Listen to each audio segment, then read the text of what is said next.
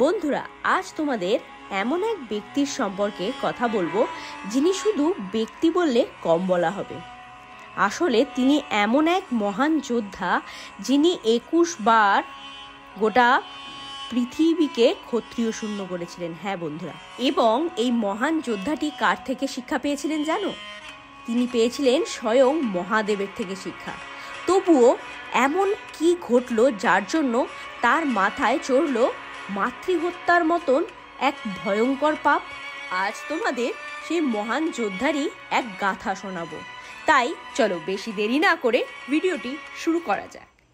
এই ধরনের আরও অনেক ভিডিও পেতে চ্যানেলটি সাবস্ক্রাইব করে বেল আইকনটি প্রেস করে পাশে থাকবেন প্লিজ।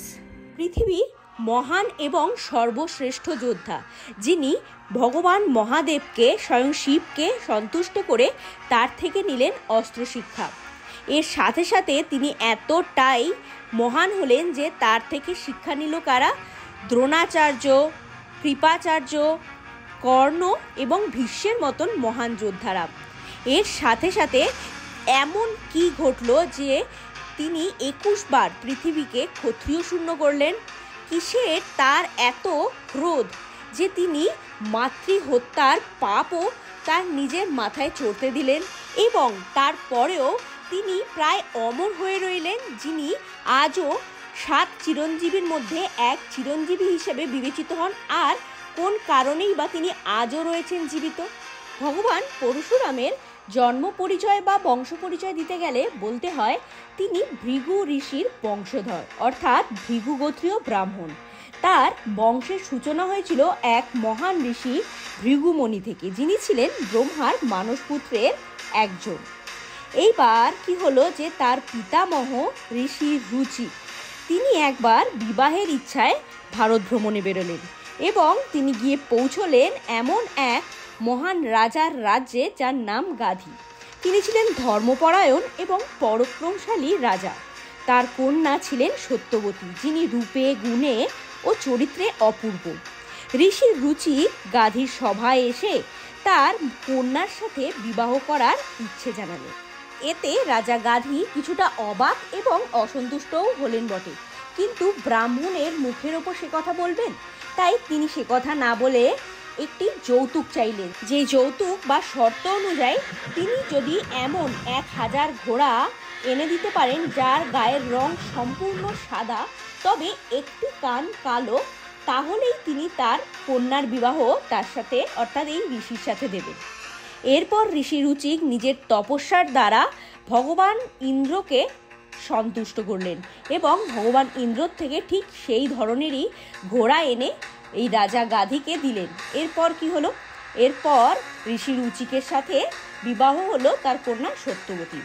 সত্যবতী রাজকন্যা ছিলেন বটে, কিন্তু তিনি যখন ব্রাহ্মণের সাথে তার বিবাহ হলো, তিনি সেই আশ্রমে এসে সেই সাত্ত্বিক জীবন ধারণ করলেন। এরপর তারা দুজনেই সন্তানের জন্য ভগবানের কাছে প্রার্থনা করলেন। এর সাথে সাথে রাজা গাধীও কিন্তু চাইলেন যে তার যেন এক মহাবলশালী পুত্র সন্তানের জন্ম হয়। এরপর ঋষি রুচি 2টি তপবল সমৃদ্ধ প্রসাদ প্রস্তুত করলেন, একটি তার স্ত্রীর জন্য আর একটি তার শাশুড়ির জন্য, যা তিনি রাজা গাধী আসলে তার হাতে তুলে দেবেন বলে রেখেছিলেন। এবং তিনি তার স্ত্রী সত্যবতীকে বললেন, তুমি এই সাদা রঙের বাটিটার থেকে খাবে, এতে তোমার জন্মাবে এক ঋষি সুলভ পুত্র, আর তোমার মাকে এই লাল রঙের বাটিটা থেকে দেবে, যাতে তার জন্ম নেবে, তার গর্ভে আসবে এক বীর যোদ্ধা।